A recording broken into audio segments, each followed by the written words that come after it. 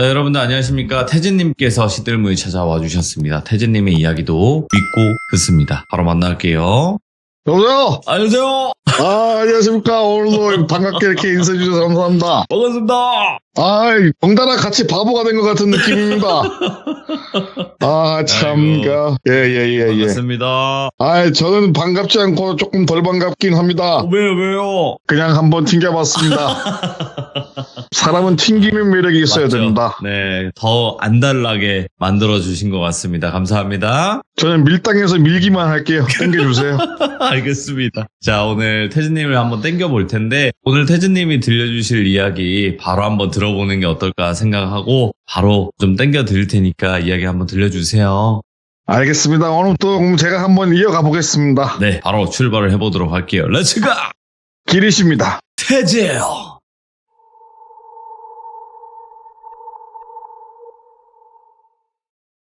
이번 사연의 제공자는 그냥 익명으로 그냥 말해주길 요청했기 때문에 어떤 다른 배경 없이 그냥 담백하게 말씀을 드리도록 하겠습니다. 일단 요 이야기를 잘 들으셔야 돼요, 여러분들. 처음부터 끝까지 집중을 잃지 않고 하나하나 잘 들으셔야 됩니다. 자, 이야기의 주인공은 전직 프로게이머예요. 세계적으로 히트를 쳤던 어떤 게임의 초창기의 프로게이머고, 게임이 자리 잡히고 나서는 자신이 더 이상 프로씬에서 메리트가 없다고 판단해서 과감하게 은퇴를 했었고, 프로 시절에도 벌이가 좋지는 않았기 때문에 공사장이든 아니면 그 당시 형이 운영하던 회사에서 잡부처럼 일을 도와주면서 하루하루 살아가고 있었습니다. 사실 그렇게 열심히 살아가게 된 배경은 20대 초중반에 일찍이 결혼을 하게 되었고, 그러다 보니 슬하에 눈에 넣어도 아프지 않을 만큼 정말 이쁘고 소중하고 그러한 딸 아이도 하나 낳았던지라 아무래도 누구보다 열심히 살고 또 열심히 살았던 친구인데, 이 똘비랑은 게임을 같이 하면서 친해졌고, 이제 이 게임에 마음이 꽤나 저도 진심을 가지고 있던 터라 현재도 간간히 게임상에서 얘기도 하고 두세 번 정도는 술도 마시면서 꽤나 친하게 지냈었어요. 아무튼 오늘 이야기의 주인공은 늘 그렇듯 똘비라고 칭하고 이야기를 하겠습니다. 똘비는 게임으로 성공하고 싶었습니다. 당시 솔직히 누구보다 잘했다고 하더라고요. 저는 이 게임은 좀 약간 살짝 뒤에 들어와서 모르지만은 자신의 재능이 더 만개하고 정상급이 될 거라고 생각을 가지고 열심히 연습을 했는데 딱 거기까지였대요. 딱 내가 할 수 있는 만큼이 딱 여기까지라는 거를 알게 되니까 내가 이 이상 잘할 자신이 없다 라는 마음에 게이머 생활을 그만두었고, 그렇게 아까 말씀드린 것처럼 현생을 열심히 살면서 취미 삼아서 게임을 하는 그런 지경에 이르렀죠. 그렇게 하면서 게임 내에서 알게 된 민국이란 친구로 같이 게임을 했어요. 여러분들도 많은 분들이 아시다시피 디스코드라고 하는 프로그램이 있습니다. 써보신 분들은 알겠지만은 음성 채팅 그리고 여러 가지 게임 채널이나 채팅방 같은 걸 개설해서 마음 맞는 사람끼리 혹은 각종 게임에 구인구직을 해서 같이 채팅을 하면서 게임을 하는 그런 게임인데, 어느 날 똘비가 접속을 했을 때 민국이도 접속을 안 했고 주변 지인들이 그날따라 접속을 많이 안 했던지라 공개 채널이라고 불리는 데에서 그 게임의 채널에서 같이 할 사람을 구해서 게임을 했다고 해요. 예를 들어서 아이디를 귀족이라고 칭하고 말씀드릴 건데, 똘비가 구한 사람 중에 한 명이 귀족이었어요, 아이디가. 근데 처음 보는 관계지만 생각보다 게임도 잘하고 이야기를 들어보니까 재밌기도 했고 마음도 맞고 금방 친해지게 되었다고 합니다. 그렇게 게임 내 친한 지인들끼리 있는 채널에 초대장도 보냈고, 그런 사람들이 마음 맞는 사람들이 같이 있던 단톡방까지 초대를 받게 됐다고 해요. 그 귀족이란 사람이. 똘비가 그렇게까지 한 이유는 그때 되게 마음에 들었대요, 게임을 하면서. 그 당시 마음이 잘 맞고 좋은 사람이면 단톡방 초대는 기존 멤버들에게 있어서 허락을 받고 이게 아니라 자율적으로 허용했던 시기고, 가끔 단톡방에 누군가 들어오면은 이 들어온 사람은 어느 정도 게임 내에서 지인들에게 인정을 받는 실력자 혹은 매너가 좋은 사람이구나 라는 뜻이었기에 기존에 있던 멤버들도 반갑게 맞아주고 다들 반갑게 인사도 하고 게임도 같이 하면서 누구보다 빠르게 귀족이라는 닉네임을 쓰는 아이를 같이 무리에 녹아드는데 무리감이 없었다고 하더라고요. 채널 내에서 가장 실력이 있고 그래도 전 프로 출신인 대들보였던 똘비 위주로 돌아가는 채널에서 귀족이라는 친구가 영향력이라든가 존재감도 진하게 뿜을 수 있었던 거는 그쯤 돼서 똘비가 현생이 바빠서 게임을 자주 접속하지 못할 때 그때부터예요. 매일매일 게임에 들어와서 3시간, 4시간 게임을 했다면은 그때는 분기마다 한 번씩 들어갈까 말까 할 정도로 바쁘게 살았던 시기라서 단톡방에 메시지가 막 쌓이면은 저희도 그렇지만은 별로 그렇게 중요하지 않은 단톡방들은 그냥 들어가서 쌓인 메시지만 지우고 나올 때 많잖아요. 100개, 200개 쌓이는 게 보기 싫어서. 그런 것처럼 그냥 그 정도의 관계, 그 정도의 관리만 하면서 게임을 현생에서 거리에 좀 두고 살고 있었다고 하더라고요. 그렇게 한 1년, 2년 정도 지났을 무렵 톡방을 보니까 어느 날 문득 남아있는 인원이 거의 없는 거예요. 그리고 생각한 게 뭐 민국이도 톡방을 나갔었고 귀족이도 톡방을 나갔었고 거의 이제 중요한 멤버들은 다 나갔고 혹시나 싶어서 디스코드 채널로 들어가니까 거기에 있던 메인 멤버라든가 친했던 사람들이 거의 다 나간 상태였대요.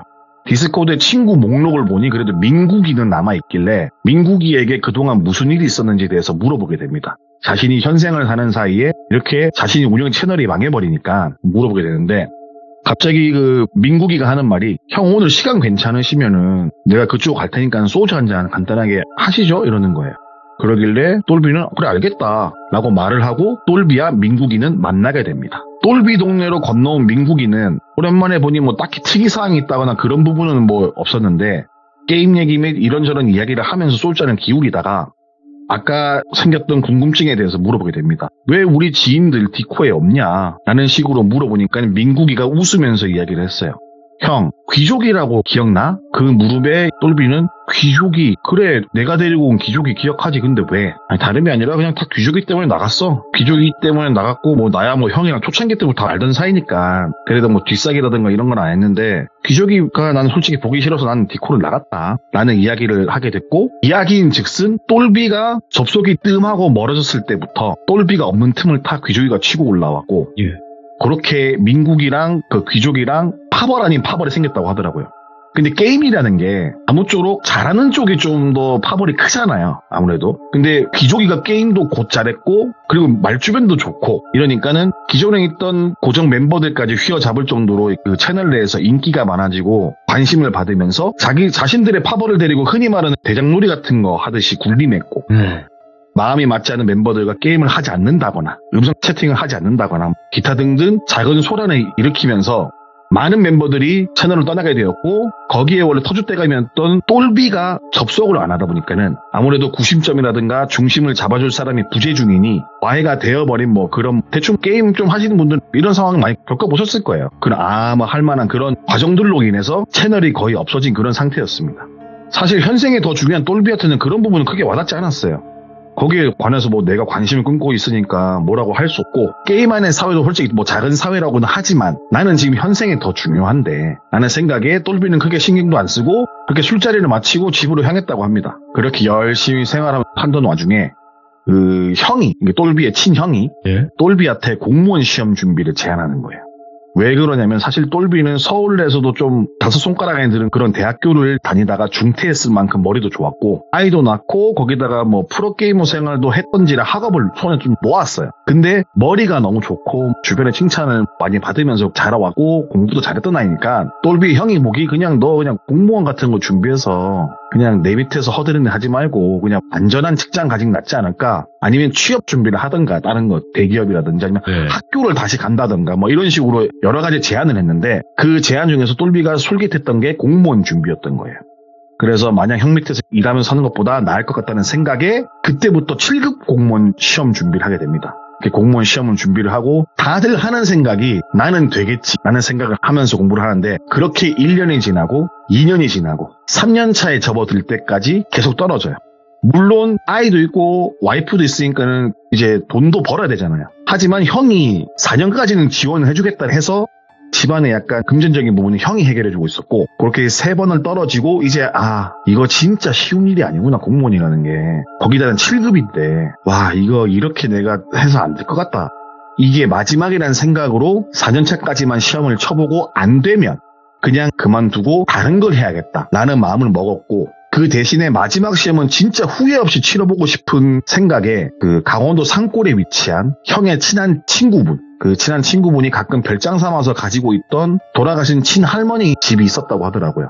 잘 정리해둔 친할머니 집이 있었는데 거기에 들어가서 공부를 하게 됩니다. 그때가 시험에 대략 6개월 정도 남아있는 시점이었고 더도 말고 덜도 말고 6개월만 더욱더 미친 듯이 공부를 해야겠다라는 심정으로 눈에 넣어도 아프지 않은 딸이 보고 싶은 마음도 참아내면서 그렇게 하루하루 공부를 했다고 하더라고요. 강원도 오지 산골 마을에서 살짝 떨어진 곳이다 보니까 해가 뜨고 지는 게 빠르기도 했고 애초부터 차를 가지고 오질 않았어요. 일주일에 한 번 혹은 2주일에 한 번 정도 형이든 와이프든 와서 밥이나 반찬이나 갖다 주는 거 말고는 딱히 오고 가는 사람도 없었고 그게 당연한 게 뭐냐면은 가장 가까운 이웃집을 가려고 해도 대문 앞 비포장길을 굽이굽이 한 10분 정도 내려가야지 가장 가까운 이웃집이 있는 마을에서도 외지지만은 조금 더 구석진 곳에 있는 공부 말고는 정말 할 게 없는 그런 곳에서 아침 7시에 기상을 하고 씻고 밥 먹고 8시부터 공부를 시작해서 오후 4시까지 공부를 하다가 이른 저녁을 먹고 점심을 거른 대신에 저녁을 조금 일찍 먹고 낮잠이라는 핑계로 한 30분 정도 다시 자고 그렇게 다시 일어나서 공부를 시작해서 자정까지 공부를 하고 또 취침을 하고 공부 이외에는 다른 것에 신경을 크게 쓰지 않고 정말 열심히 공부만 주구장창 했다고 하더라고요. 그러던 어느 날 오랜만에 귀족이한테서 뜬금없이 연락이 왔다고 하더라고요. 오, 예? 일전에 친하게 지낼 때는 연락도 곧잘 하고 보기도 몇 번 받고 뭐 게임 하기 전에 뭐 몇 시에 들어오냐 몇 시까지 할 거냐 이런 연락부터 해가지고 게임 끝나고도 게임에 대한 얘기를 할 만큼 게임에 있어서는 되게 친한 관계였는데 그러다가 현생을 살면서 좀 멀어졌잖아요. 그리고 이래저래 연락을 안 하고 하다 보니까 멀어진 관계인데 거기다가 몇 년 전에 민국이와 소주 한잔 할 때 들었던 이야기가 있잖아요. 근데 이런 걸 생각했을 때 연락을 안 받을 법도 한데 똘비는 그냥 사람도 없고 그 주변에 말할 기회도 거의 없다 보니까는 뭔가 안부 인사든 뭐든 주거나 받거나 하면서 그냥 말동무나 해볼까 라는 생각으로 그렇다고 딱히 자신에게 해를 가하거나 그리고 똘지 기준에서 따지고 생각해봤을 때 크게 나쁜 아이라고는 생각을 안 했대요. 자신한테 뭘 한 게 없으니까는. 여튼 오랜만에 온 연락에 잠시 망설였지만은 받았다고 합니다. 오고 가는 내용은 뭐 평범하죠. 잘 지내냐 뭐 하냐 안 그래도 형 공부한다는 얘기 들었다 뭐 이런저런 얘기 하면서 영향가 없는 이야기가 오고 가다가 귀족이가 살짝 움찔하는 얘기를 하는 거예요. 그 말인즉슨 그 형한테 이런 말을 해도 될지 모르겠는데 뭔데 민국이가 얼마 전에 사고로 죽었다 라는 이야기를 듣게 됩니다. 그런데 똘비는 그 어떠한 부고 문자라던가 이런 게 온 게 없는데 막말로 민국이랑 정말 중마고나 되게 뭐 친한 형 동생까지는 아닐지 몰라도 나쁜 관계도 아니고 어느 정도 관계가 있던 사이인데 부고가 있었으면 문자라도 오고 연락이 왔을 텐데 그런 것도 없는 거야. 그래도 공부를 할 때도 1년 중에 분기마다 이렇게 한 번씩 연락이 와서 안부 정도는 묻고 살았는데 뜬금없이 귀족이가 전화통화로 말한 내용이 민국이가 죽었다? 라는 이야기를 하니까는 되게 당황했다고 하더라고요. 그래서 귀족이가 말하길 형 시험 앞두고 내가 이런 얘기 하는 거 좀 미안하다. 근데 그래도 이거는 내가 꼭 말씀을 드려야 될 것 같아서 연락을 드린 것도 있다. 혹시나 형 공부하는데 불편하고 좀 그랬다면 죄송하다 라는 이야기였고 똘비는 뭐 공부고 나발이고 민국이가 죽었다라는 이야기를 들으니까 가슴 한켠이 뭔가 헛헛해졌다고 하더라고요. 아무튼 그렇게 전화를 받고 끊었고 공부가 잘 되지 않아서 마음이 심숭생숭하고 있었는데 그렇게 그날 하루는 공부를 하는 둥 마는 둥 하면서 어지러운 느낌을 간직한 채 하루를 보냈다고 합니다. 하지만 뭐 죽은 이는 죽은이고 어쩔 수 없는 게 지금 똘비 코가 석자잖아요. 그렇다고 지금 내가 산을 내려가서 뭐 어떻게 할 수 있는 것도 아니고 그렇게 마음을 잡고 공부를 열심히 했고 그의 독하게 마음 먹고 마지막으로 생각하는 시험을 코앞에 둔 입장에서 일단 이것부터 해야 된다는 생각에 독한 마음을 먹고 다시 공부를 열심히 시작했습니다. 하지만 정말 열심히 했지만 또 떨어져요. 이쯤 되니까는 친형도 슬쩍슬쩍 마음을 비추기 시작했고 와이프도 눈치 아닌 눈치를 줬다고 하더라고요. 애초에 뭐 7급이라는 것도 그렇고 공무원 시험이라는 게 쉬운 게 아니거든요. 다들 열심히 공부해도 분리 많이 한 정도인데 똘비만 혼자 열심히 한 것도 아니고 다 모든 사람이 열심히 했잖아요. 그래서 애초에 형도 공무원 시험 준비할 때 그럼 똘비야 4년 안에만 붙자라고 말을 했었고 근데 막상 시작하니까는 생각보다 4년이라는 게 길어요. 길다면 길고 짧다면 짧은 거지만은 길거든요. 근데 이 정도까지 해서 시험 쳤는데 안 되는 걸 보니까는 똘비도 자존감이 바닥을 쳐버렸고 지켜보는 가족들도 마음이 그리 편치 않던 시기였다고 합니다. 어찌되었든 공무원 시험 준비는 새드 엔딩으로 끝났지만은 다시 누구보다 열심히 현생을 살았어요. 어쩔 수 없이 형의 사업체에서 열심히 일을 했고 이러나 저러나 밥벌이 정도는 하면서 가장으로서 열심히 살면서 일도 적응하고 어느 정도 집도 안정적으로 바뀌었을 때 여가 시간이 생겼다고 해요. 아이도 어느 정도 컸고 저녁쯤 돼서 밥 먹고 한두 시간 정도는 나한테 오롯이 쓸 수 있는 여가 시간이 되었고 그때부터 전에 자주 했던 게임을 생각하고 다시금 게임을 하기 위해서 컴퓨터를 켰어요. 여기까지가 이야기의 끝이에요. 근데 이렇게 들으면은 그냥 아무 내용 없어요. 그냥 이렇게만 들으면 그냥 살아온 얘기만 말하는 거잖아요. 그죠? 근데 이게 충격적인 게 뭐냐면은 이 친구가 말해준 모든 내용이 이거예요. 근데 조건이 붙어요. 이 이야기가 똘비예요. 똘비가 말한 내용은 딱 요건데 정말 아무 내용도 없고 막말로 몇 년간 뭐 했는지 물어봤을 때 나 이때 이거 했고 작년엔 이거 했고 올해는 이거 하고 있어 라고 이런 풀어낸 썰과 틀리지 않아요. 그러면 이게 뭐가 기괴하고 무서운 얘기인가 라는 걸 지금부터 말씀을 드릴게요. 자, 귀족이라는 아이에 대해서 먼저 말씀을 드릴게요. 이 아이가 내 쌍에서 아까 말씀드렸다시피 대장놀이를 했다고 말씀드렸습니다. 그리고 현생이 바빠서 똘비는 큰 관심이 없던 시절이라서 그냥 그렇구나 하고 민국이라는 지인이 말을 해줘도 크게 뭐 어떤 생각 안 했다고 아까 말씀드렸어요. 그죠? 이야기를 조금만 더 거슬러 올라가서 제가 말씀드려 볼게요. 사실은 똘비와 기족이는 실제로 정모 같은 걸 해서 만나기로 했던 사이예요. 근데 그 당시 똘비는 게임을 현생이 바빠서 자주 못하던 시기, 그러니까는 아예 못하던 시기가 아니라 슬슬슬 뜸하게 들어오는 시기에 민국이가 정모를 주최했고 거기에 귀족이라는 아이 참석을 했고 똘비도 갔었고 술자리가 길어지면서 집에 갈 멤버들은 다 집에 가고 남은 사람이 똘비, 귀족이, 민국이 3명이 남은 거예요. 3명이 남으니까는 그때 똘비가 술도 조금 올라왔겠다. 민국이랑 같이 그런 얘기를 해요. 너 왜 대장놀이 하냐. 훈계질을 하던 중에 귀족이가 수가 틀린 거예요. 이성의 끈을 놓아버린 거죠. 술김에 그 술자리에서 민국이에게 상해를 가했어요. 옆에서 말리던 똘비 또한 말리다가 귀족이라는 녀석한테 마찬가지로 상해를 당했어요. 참 아이러니하면서 슬픈 부분이 뭐냐면은 민국이는 후두부에 심각한 손상을 입어서 그 자리에서 즉사를 했어요. 똘비 또한 머리부터 온몸에 심각한 상해를 입었어요. 그렇게 코마 상태에 빠져 있었다고 하더라고요. 이런 이야기를 왜 하냐면은 앞에 말했던 모든 쓸데없는 내용이 이게 코마 상태, 뭐 식물인간이든 뭐든 간에 꿈이에요. 이 앞에 모든 내용, 초반부는 제외하고 거의 모든 내용이 꿈이에요. 짚고 넘어야 할 건 애초부터 똘비는 결혼도 안 했어요. 아이도 없어요. 사업체를 운영하는 형도 없어요. 거기다가 공부를 잘해서 좋은 대학에 들어간 것도 아니에요. 공무원 시험 준비 안 했습니다. 아닌 말로 프로게이머도 아니었어요. 그냥 게임 잘하는 아이예요. 그러니까 앞에서 말씀드린 게 이게 다 꿈의 내용이에요. 와. 그러니까는 투영이 된 걸 수도 있는데 결혼을 하고 싶은 마음이라든가 딸을 갖고 싶은 욕망이라든가 혹은 형이 있었으면 좋겠다는 마음 뭐 이런 거 저런 것들이 현실에서는 이루어지지 않았지만은 코마 상태에 빠져있는 동안에 투영되어서 꾸었던 꿈이라고 합니다. 그러니까 애초부터 정모를 했을 때 귀족이라는 놈한테 민국이와 똘비는 그렇게 당했었고 민국이는 그 자리에 죽었었고 똘비는 그런 상태에 빠져버린 건데 그리고 살짝은 끔찍한 부분은 뒤에 훗날 똘비가 생각하기에 이야기한 내용이 있잖아요. 전화통화했을 때 민국이가 죽었다고 전화통화를 했잖아요. 근데 나중에 정신을 차리고 생각해보니까는 그렇게 깔깔거리고 웃었다고 해요. 귀족이가 웃으면서 전화통화를 했대요. 근데 그때는 못 느꼈대요. 근데 코마 상태에서 벗어난 후에 꿈이라고 생각되는 자신이 실제라고 생각했던 그런 모든 일들이 짚어보니까는 불현도 떠오르는 게 너무 오싹했대요. 그러면서 오싹한 부분이 뭐냐면은 중간중간 제정신으로 생각하니까는 이거 꿈인데 근데 왜 그때 몰랐을까? 라는 게 몇 가지였냐면은 공부를 그렇게 열심히 했다고 앞에 언급을 드렸는데 곰곰이 생각하니까는 공부를 하려고 핀 책은 그냥 아무것도 안 적힌 책이에요. 흰 바탕이 있는 책을 펴놓고 공부를 했다던가 아니면은 강원도 산골에서 인적이 드문 곳에 지내고 있었다고 말씀드렸는데 강원도 드문 곳까지 들어갈 때까지 차 한 대 사람 한 명 못 봤대요. 그리고 또 가만히 생각해보니까는 술집을 가든 어딜 가든 주변에 아무도 없는데 나는 왜 그걸 인지를 못했을까 그 안에서. 이게 말로써 설명을 하고 다 했지만은 자기가 느낀 감정 그대로 말을 한 거예요 저한테. 자기 그런 줄 알았다. 그렇게 생생했는데 현생이라 생각했는데 왜 내가 이거를 느끼지 못했을까 그 당시에 하고 생각을 한 거예요. 아무튼 다행스럽게도 똘비는 현재 살아있는데 아무래도 오랫동안 병원 신세를 지다 보니까는 제대로 된 활동을 할 수가 없는 상태이고 평생 장애를 안고 살아야 하는 지경에 이르렀어요. 그리고 민국이를 죽게 만들고 똘비를 그렇게 만든 귀족이는 현재 복역 중에 있다고 하고 뭐 오늘의 이야기는 무섭다? 라는 느낌보다 뭔가 신비하다 혹은 기괴하다 라는 정도의 이야기고 그리고 제가 또 아는 지식 내에서 코마 상태에서 꿈을 꿀 수 있나?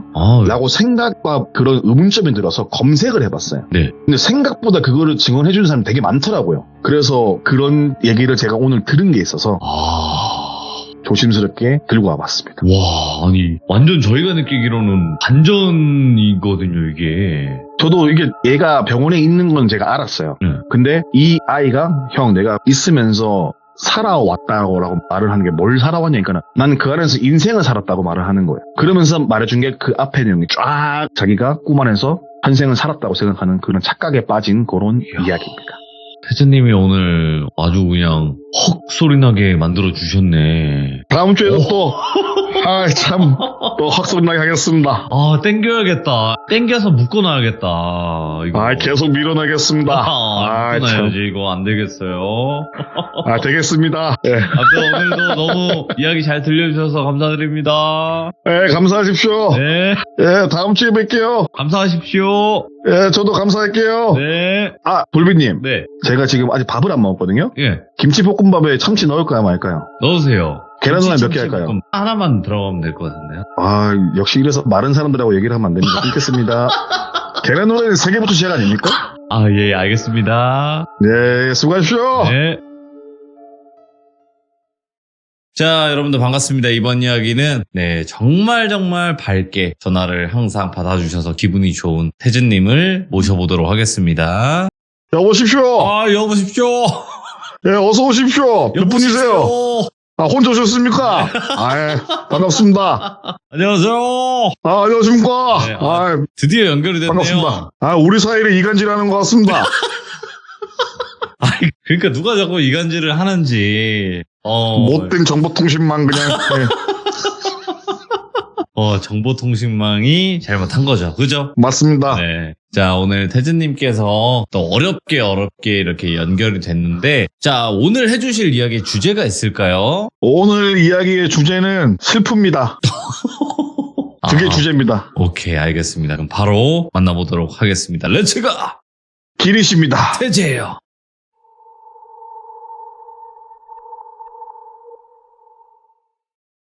이번 이야기를 들려준 사람은 그냥 단순하게 알고 지내는 일반적인 지인입니다. 현재는 지리산 근처 어느 지역에서 열심히 현생을 잘 살고 있고, 저희가 대부분이 무서운 얘기잖아요. 근데 제가 가끔씩 심금을 울리는 얘기를 할 때가 있지 않습니까? 오늘은 약간 슬픈 얘기일 수도 있어요. 우리 돌비의 공포라디오에는 수많은 괴담 중에 지리산 이야기가 좀 있잖아요. 그죠? 대부분 귀신을 봤다, 홀렸다 등등 이런 이야기인데, 제가 오늘 들고 온 이야기는 그런 이야기들과 비교하자면 비슷하진 않지만 그래도 한 가지 특색이 있는 그런 이야기를 제가 직접 들고 왔습니다. 그래서 오늘의 이야기를 전달해준 아는 지인은 똘비로 칭하고 이야기를 해보겠습니다. 시대 배경은 거슬러 올라가면은 그냥 조금 많이 옛날 정도로 해두고 이야기를 하겠습니다. 지리산에 백무동 무당골이라는 곳이 있습니다. 거기가 자연적으로 되게 아름답고 수많은 봉우리가 있고 폭포도 몇 군데 좋은 곳이 있고 절경이 되게 좋은 곳인데, 옛부터 무당들이 기도터 삼아서 오르락내리락 하는 곳이었다고 하더라고요. 현재도 많은 무당분들이 가시는 장소로 알고 있고, 아무튼 이번 이야기의 주인공은 똘비의 할머니이신 분인데, 똘비의 할머니는 백무동 백무마을, 백무마을이라는 인근 마을에서 나고 자라신 분이었고, 그렇다고 똘비의 할머니가 무당이냐 그런 건 아닌데 그냥 작고 평범한 촌동네 소녀였다고 합니다. 똘비 할머니 가명은 귀순이라고 칭하고 본격적인 이야기를 시작하겠습니다. 귀순이가 어릴 때부터 듣고 자랐던 이야기 중에 하나가, 귀순이가 지내던 마을 근처에 위치한 백무마을의 이름의 기원인데, 지금 같은 시대야 많은 게 빠르게 발전하다 보니까는 마을 설화라든가 기타 등등 이런 전래동화 같은 이야기들이 잘 전해지지는 않잖아요. 하지만 그 당시만 하더라도 전해지는 마을의 이런저런 탄생 비화나 설화나 이런 등등 이야기들이 대를 거쳐서 내려오던 시기였고, 귀순이가 듣게 된 백무마을의 전설에 대해서는 옛날에 천황할머니라고 불리는 무당의 시초쯤으로 보인다는 그러한 할머니가 계시는데, 고라 할머니가 아가씨의 모습으로 나타나서 산속 깊은 곳에 길을 잃은 버부 스님의 눈에 띄어서 그 스님이 첫눈에 반하여 청혼을 간절히 빌었고, 둘이 결혼해서 8명의 딸을 두었는데 딸들이 전국적으로 흩어지면서 유명한 무당이 되었다. 그리고 그 마을에서 100명의 무당이 나왔다고 해서 100명의 무당의 마을이라는 의미로 백무마을이다라는 이런 이야기를 어릴 때부터 들어왔대요. 그 당시에 수많은 무속인들이 지리산을 들락날락 거리는 모습을 멀리서나마 간접적으로 봐왔고, 어찌 보면 가깝게, 어찌 보면 멀게 무당을 아름아름 알고 지냈다고 합니다. 아무튼 그렇게 기순이는 이런저런 이야기를 듣던 유년기를 거쳐 청소년기에 접어들었고, 16세의 나이가 되었을 때 그 해에 작은 일을 겪게 됩니다. 근데 귀순이는 약간 좀 특이한 부분이 뭐냐면은, 당시 시대상으로는 또래 여자아이 친구들은 초등학교로 겨우 졸업하고 부모님의 밭일을 도와주거나 집안일을 했거나 했지만, 귀순이는 공부도 곧 잘했고 머리도 좋았고 거기다가 본인 스스로 학구열이 많았대요. 그래서 중학교 그리고 고등학교 되게 드물지만은 대학교까지 그 시대에 나왔다고 하더라고요. 그런데 이러한 배경에는 또 무엇이 있냐? 똘빈의 증조부 그러니까는 귀순이의 아버지께서는 그 지역 내에서 꽤나 유명한 재력가였어요. 거기다가 그 시대에 드물게 깨어 있으시던 분인데 아들 둘도 공부를 시키고 막내딸이던 귀순이도 요즘 같은 신여성들은 배워야 한다. 그러면서 당시에는 보기 힘든 깨어 있으신 분이었다고 합니다. 그러다 보니 전폭적으로 귀순이를 지원을 해주셨고 그렇기 때문에 또래 아이들이 밭 깔고 논 메고 뭐 집안일을 도와주고 그러한 시기에 혼자 교복을 입고 등하교를 했다고 합니다. 그런데 동네 또래 친구들에게는 귀순이는 선망의 대상이기도 했고 또 다른 또래 친구들에게는 시기와 질투의 대상이기도 한 거죠. 보통의 친구들은 귀순이의 교복을 한 번쯤 입어보고 싶어서 학교 시간에 우르르 귀순이 집에 몰려와서 교복을 만져보거나 입어보거나 뭐 등교 시간에 우르르 몰려와서 책가방을 만져보거나 뭐 이런 식으로 동네에서 거의 유일한 자칭 뭐 신여성이라고 한다면 신여성일 수도 있는 그런 부분이다 보니까는 이제 또래 아이들한테 이래저래 인기가 많았다고 하더라고요. 귀순이는 그 당시 귀한 새하얀 블라우스를 좋아했을 만큼 딱히 경제적으로든 심적으로든 어려움 없이 잘하고 공부만 열심히 했다고 합니다.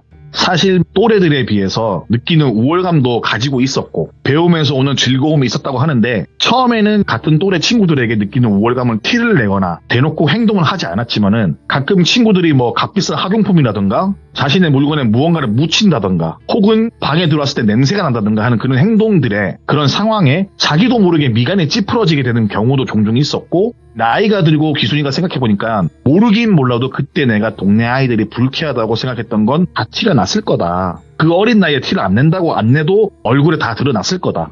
근데 그때 아무것도 모르니 내가 말하지 않고 행동하지 않으면 티가 나지 않을 줄 알았다라는 이야기를 하셨다고 합니다. 아무튼 동네에서 제일 가는 부자의 제일 비싼 옷, 비싼 신발 그런 거 신고 아무도 가지 않는 중학교로 가고 있고 거기다 공부까지 잘하고 또래 애들은 꾀죄죄하지만은 동나이 때 아이들보다 피부도 하얗고 지나가면 다들 부러워하는 눈길을 즐겼고 거기다가 그 나이 되도록 손에 물 한 방울 묻히고 하지 않았다고 하더라고요.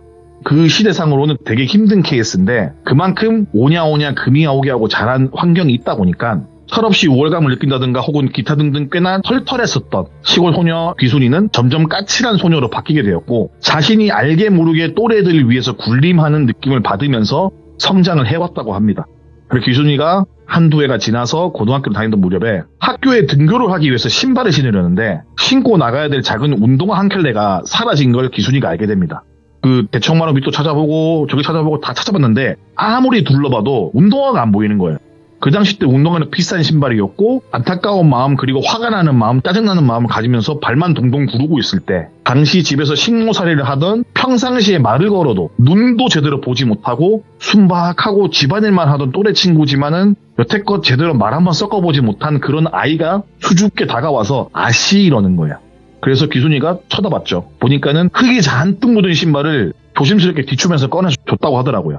신발 상태를 보자마자 귀순이는 논두렁에서 굴렀는지 흙이 잔뜩 묻은 먼지가 묻은 그런 신발을 보니까는 너무 짜증이 난 거예요. 그래서 그 집에서 식모살이를 하는 그 아이한테 전후사정을 듣지도 않고 짜증이 많이 난 듯 신발을 낚아채면서 상태를 꼼꼼하게 확인을 한 번 더 했대요. 근데 흙이 너무 묻고 이러니까 신고 갈 수가 없는 상태에 이른 거예요. 그래서 있는 성질이 없는지 다 부리면서 그때 식모살이를 하던 아이의 이름을 순이라고 칭하고 이야기하겠습니다. 순이한테 신발을 얼굴에 던져버린 거예요. 그러면서 귀순이가 야 너나 신어 남의 신발에 예의 없게 흙이나 묻히고 뭐 하는 거야? 식모살이를 하라고 했더니 도둑질을 하고 있네? 너 도둑이야? 이렇게 말을 한 거예요.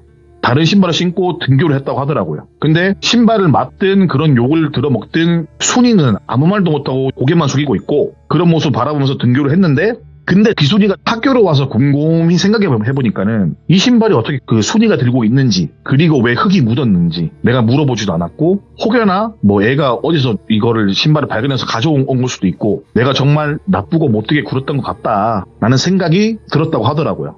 그렇게 마음이 쓰이다 보니까는 공부에 집중이 제대로 되지 않았고 학교 시간이 되자마자 약간 미안한 마음에 커다란 눈깔 사탕 몇 개 하고 이런저런 뭐 전병 같은 주전부리를 사들고 집으로 불이 났게 뛰어갔다고 하더라고요.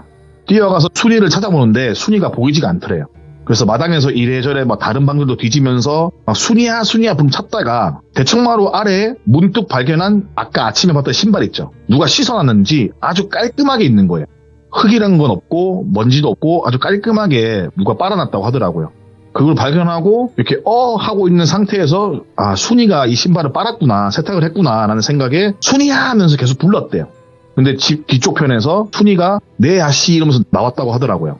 근데 그 순이가 잔뜩 풀이 주고 있는 모습에 어깨는 움츠려들어 있고 그런 모습 보는데 뭔가 귀순이가 미안하더래요. 그래서 괜히 눈물이 났대요. 그냥 앞뒤 사정을 안 들어봐도 내가 아는 순이라면 절대 신발을 그렇게 만들었을 리가 없는데 아침에 내가 내 분에 못 이겨서 이렇게 한 게 너무 미안하더래요. 그래서 일단 아까 사가지고 온 눈가 사탕이란 전병 같은 거 든 봉투를 건네니까는 순이의 눈이 휘둥그레지면서 그때서야 귀순이를 봤다고 하더라고요. 귀순이는 흐르는 눈물을 닦으면서 이거 네 생각나서 사왔는데 같이 먹자 내 방에서 이렇게 말을 했대요. 근데 아이고 아씨 아니어라, 아씨 드셔라, 나는 이런 걸 먹어본 적이 없어서 어떻게 먹는지도 모른다, 아씨 드셔라 이렇게 하는 거예요. 근데 그 모습 보는 귀순이가 아니야 방에 가서 먹자, 계속 먹자, 그리고 방에 가서 나는 좀 놀자 이렇게 막 말을 하는데 아이고 아씨 아닙니다 이렇게 하는 거예요 계속. 근데 그 모습을 언제부터 지켜본지 몰랐던 귀순이 아버지께서 기척도 없이 계시다가 말씀하시기를 순이야 할 것도 없는데 귀순이랑 방에 가서 놀아라, 할 게 있으면 내가 부를 테니까는 귀순이가 그만큼 놀자고 하는데 들어가서 노는 척이라도 해줘라 이렇게 웃으시면서 말씀을 하시는 거예요. 단 한 번도 순이는 귀순이 방에 들어와 본 적이 없었다고 하더라고요. 귀순이 방 청소, 안방 청소는 귀순이 어머니가 직접 하셨고 그 나머지 집안일들은 순이가 했다고 하더라고요. 동네 친구들이 몰려와도 그저 친구들한테 머리만 조아리고 인사하고 아시아시만 할 줄 아는 게 순이었고 그렇게 오래 지내면서도 한 번도 눈도 마주친 적이 없을 만큼 머리만 숙이고 있던 순이가 전부터 내심 마음에 쓰였던 건지 뭔진 모르겠지만은 귀순이는 그냥 뭔가 순이가 좀 마음에 걸렸다고 하더라고요. 그렇게 방에 들어와서 눈깔 사탕도 먹고 전병도 같이 먹고 베개도 같이 베고서 한글 읽을 줄도 모르는 순이한테 그럼 내가 좋아하는 소설을 내가 읽어줄게 하면서 같이 소설을 읽어주고 이렇게 그날을 지내면서 순이랑 많이 친했다고 생각을 했다 하더라고요, 귀순이가. 근데 귀순이가 새로운 삶의 낙이 하나 생겼대요. 이게 뭐냐면은 그러한 사건들로 인해서 순이랑 노는 거 플러스 순이한테 공부를 알려주는 거. 그래서 귀순이는 하교를 하는 동시에 집으로 불이 나게 들어와서 순이한테 한글도 알려주고 덧셈 뺄셈도 알려주고 아무튼 귀순이 입장에서는 순이는 둘도 없는 친구가 되었다고 합니다. 그렇게 이제 잘 지내면서 있던 그 와중에 어느 날 백무마을에 어떤 한 무당이 귀순이가 있는 마을로 왔다고 합니다. 네. 당시 기억으로는 마을에서 매년 진행하는 행사 때문인지 아니면 어떠한 다른 일이 있어서 온 건지 기억은 안 나는데 아무튼 백무마을에서 온 무당인지 뭐 이런 분이 오셔가지고 며칠 정도 귀순이 마을에 머물렀고 거기다가 또 용하다고 소문이 났던 그런 무당분이셔서 마을 내에서 그리고 지역 내에서 꽤나 이제 부자로 소문났던 귀순이 아버지는 점이라도 볼 겸 무당을 집으로 모셔왔다고 하더라고요, 그날. 근데 실제로는 무당을 가까이서 처음 보는 게 귀순이었고 귀순이의 생각으로는 무속인 무당 하면은 약간 심술궂게 생기거나 눈 좀 쪽재지고 심보가 덕지덕지 붙어있을 것 같은 그런 심성에 곱지 않을 것 같은 그런 상상을 했다고 해요. 자신만의 생각으로. 그래서 무당을 보기가 싫었는데 아버지가 무당을 데리고 온다는 말씀을 하시는데 반발심이 들긴 했지만은 그렇다고 아버지가 하시는 말씀에 토를 크게 달 수가 없잖아요. 그래서 무당이 그날 오후에 귀순이의 집을 찾아왔다고 합니다. 근데 무당을 딱 본 귀순이가 느낀 거는 자신이 생각했던 마녀 할멈 같은 얼굴은 1도 없고 정말 온화하고 정 많을 것 같은 그냥 할머니 한 분이 서 계셨고 이렇게 집을 들어오시면서 귀순이를 물끄러미 쳐다보더래요. 그리고 그 할머니께서 인자한 미소를 띄우시면서 하시는 말씀이 보고 성깔있게 생겼네. 사내로 태어났으면 화병 걸려 뒤졌을 운명인데 그나마 기집애로 태어나서 기운이 아래로 빠져나가서 다행이지 보고 독하게 생겼네 하면서 우셔졌다고 하더라고요. 약간 욕이 섞여 있지만은 전혀 기분 나쁘지가 않았고 뭐랄까 그냥 그 할머니한테 그냥 한번 안기고 싶은 마음이 들 정도로 정갑고 기분이 좋았다고 하더라고요. 그러고는 할머니께서 품속에서 작은 부적 같은 걸 주시는 거예요. 근데 우리가 알고 있는 일반적인 부적과는 사뭇 틀렸다고 하더라고요. 보통 부적이라 함은 이제 뭐 노란 종이에 빨간색으로 한자가 적혀 있거나 뭐 그런 거잖아요. 근데 무명청 같은데 그림 같은 게 그려져 있더래요. 부적이라고 준 게.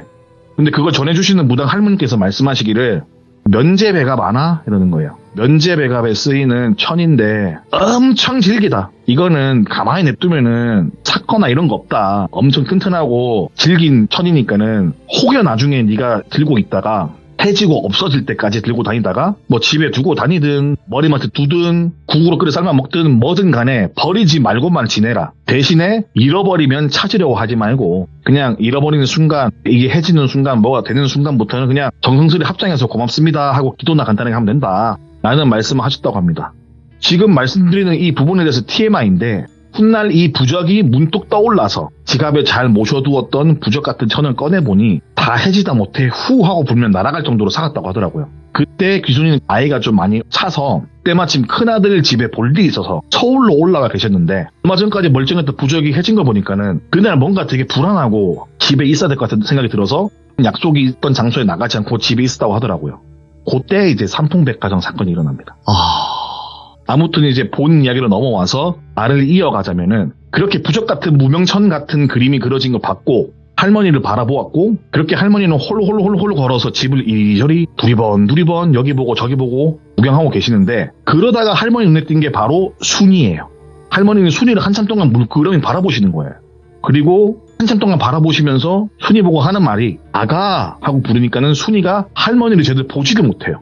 안 그래도 늘 좁게 모은 어깨를 더 좁게 모으고 바들바들 떨고 사람 눈도 잘 못 보는 아이인데 더 쭈구리처럼 쭈구하게 있는 거예요. 그 모습을 보는 무당 할머니가 약간 좀 가여워하듯이 또 한 번 더 아가 하고 불렀고 아무런 대꾸도 없자 기순이네 아버지께서 순이의 어깨를 토닥토닥거리면서 말씀하시기를 괜찮다. 어르신이 너 괴롭히거나 하려는 사람이 아니니까 어른이 부르면 대답을 해야지. 이런 식으로 웃으면서 말씀하셨고 무당 할머니는 또 한동안 말없이 가만히 순이를 보시다가 이렇게 약간 뻘쭘한 상황이 됐을 때 그 귀순이 아버지께서는 원래 애가 수줍이 많은 애라서 말주변이 없다. 그런 거니까 어르신께서 넓은 마음으로 이해를 부탁드립니다. 라고 말씀을 하셨는데 무당 할머니는 든둥마는둥 하면서 다시 한번 순이를 향해서 아가 하고 부르시는 거예요. 그러면서 그 무당 할머니가 눈물을 뚝뚝 흘리시면서 니 우째 살아있누? 아가 대답을 해봐라. 니 우째 살아있누? 니네 핏이 죽었어야 하는데 니 우째 살아있누? 라는 말씀하셨다고 하더라고요. 그 말에 순이는 눈물을 터뜨렸고 바닥에 털썩 주저앉아서 펑펑 울었다고 하더라고요. 처음에 귀순이는 아는 사이인가 싶은 마음이 들었다고 했는데 막 대성통곡하면서 우는 순이를 보면서 할머니가 꼭 껴안아주면서 오냐 그래 내는 다 안다. 어휴 이 어리고 어린 것이 얼마나 마음고생이 심했을까 하면서 안아주시면서 같이 울었다고 하더라고요. 품에 쏙 들어가서 우는 순이의 모습, 눈물을 흘리는 할머니의 모습 보니까는 귀순이도 모르게 눈물이 줄줄 흘렀대요. 그래서 귀순이는 순이한테 다가가서 순이야 울지마 이러면서 같이 안아서 눈물을 막 닦아주고 그런 광경이 연출이 되었다고 하더라고요. 그러다가 순이는 울다가 실수는 했어요. 예. 이제 지쳐서 기절을 하는 그런 순이었고 할머니는 연세에 맞지 않게 되게 정정하셨는지 순이를 번쩍 들고 집 대청마루에 성큼 올라서서 안방 문을 발로 차시면서 안방에 순이를 눕혔다고 하더라고요. 귀순이 아버지는 이런 상황에 어찌할 바를 모르고 있는 와중에 무당 할머니께서 말씀하시길 이봐라 가서 한 상 거하게 차려온나. 집에 있는 육개기든 물개기든 뭐 너그 가족들 뭐 먹으려고 사다 둔 귀한 재료들로 맛난 음식 아끼지 말고 빨리 해서 한 상 거하게 차려온나 이렇게 말씀하셨더라고요. 그리고 귀순이 아버지는 다른 대꾸도 하지 않은 채 귀순이 어머니한테 한 상 거하게 차려라 말씀을 하셨고 덩달아 귀순이도 뭔가 도와줘야겠다는 생각으로 난생 처음 주방으로 들어가서 큰 도움은 되지 않았지만은 거하게 한 상을 차려 나왔다고 합니다. 백숙이며 수육이며 전이며 국이며 나물이며 김치며 기타 등등 수많은 음식을 뚝딱하고 차려가지고 귀순이와 귀순이 어머니가 만들어서 안방에 드리니까 무당 할머니께서 내일 일어나면은 아무것도 묻지 말고 알려고 하지 말고 그냥 늘 대하는 것처럼 똑같이 대해라. 알겠나? 이러는 거예요. 그래서 귀순이 부모님은 알겠다. 어르신 말씀이라면 다 들어야죠. 알겠다라고 말씀하셨고 연신 할머니한테 그 순이 좀 잘 부탁드린다고 인사를 드렸다고 하더라고요.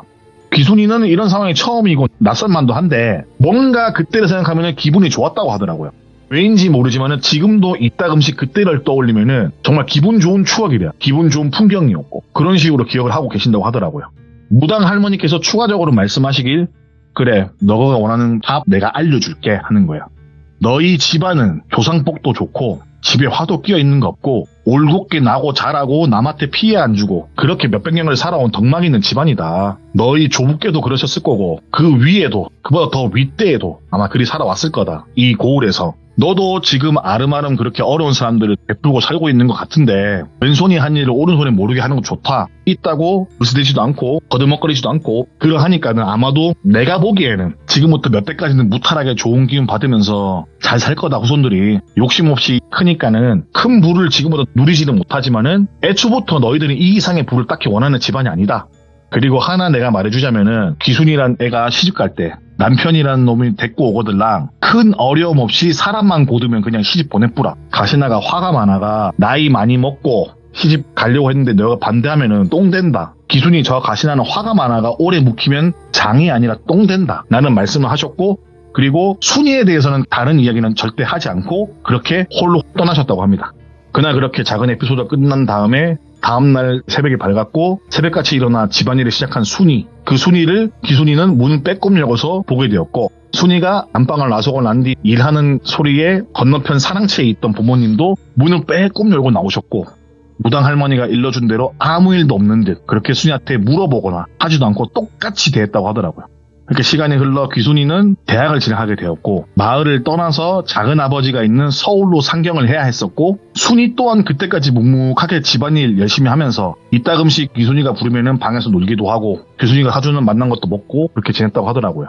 서울로 상경하기 전날 귀순이는 순이를 자기 방으로 불렀고 언제나 그렇듯 내 아씨 하면서 잔뜩 줄어든 어깨, 그리고 자신을 제대로 쳐다보지 못하는 모습에 너무 마음이 계속 쓰이더래요. 그래서 귀순이가 손을 꼭 잡고 순이에게 주려고 그 전에 사두었던 이쁜 머리띠를 하나 쥐어줬다고 하더라고요. 그러면서 귀순이가 순이에게 하는 말이, 순이야 이제 나 없으니까 이 방 네가 써도 된다. 아버지 어머니한테 말씀드려놨고 밤마다 혼자 촛불 켜두고 공부하는 거 알고 있다. 네가 얼마나 괜찮은 아이인지 똑똑한 아이인지 내가 오랫동안 봐와서 잘 안다. 공부하고 싶으면은 공부도 하고 학교 가고 싶으면 학교도 가고 그래라. 아버지한테 다 말씀드려놨으니까는 아마 따로 기별이 있을 거다 라고 말하고 손을 꼭 잡아주었다고 합니다.